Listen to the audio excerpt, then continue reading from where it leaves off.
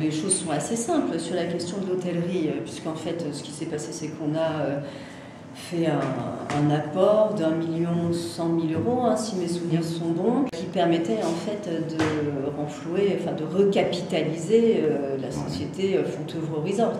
Ce qui s'est passé, c'est qu'il y a eu des retards à l'allumage, si on peut parler rapidement sur le démarrage, enfin je parle sous votre contrôle également, mais qui ont provoqué en fait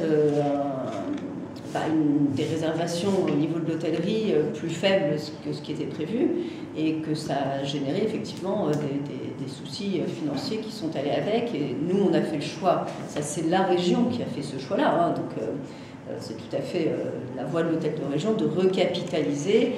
Alors c'est un peu, techniquement c'est un peu compliqué, puisque je crois qu'on passe par la SEM régionale qui fait un boîte aux lettres et qui ensuite recapitalise la société.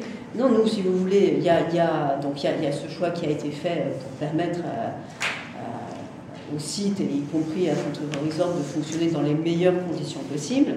Et puis après, l'autre question qui, bon, ça se fait à un instant T, l'autre question qui se posera, c'est celle du schéma global qui aujourd'hui fait fonctionner le site de l'abbaye, autour du CCO d'abord, de la SOPRAF et puis de Fontevraud Resort. Tout ça est regroupé par un groupement d'intérêt économique, un GIE. Bon voilà, c'est vrai qu'on a un schéma qui est complexe. Après, les choses n'étaient pas forcément faciles non plus à mettre en place. On a des activités de nature différentes, touristiques, culturelles, économiques.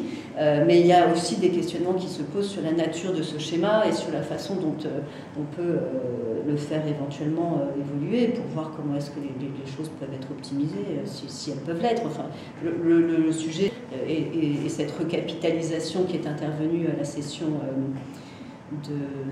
d'octobre, il est là aussi.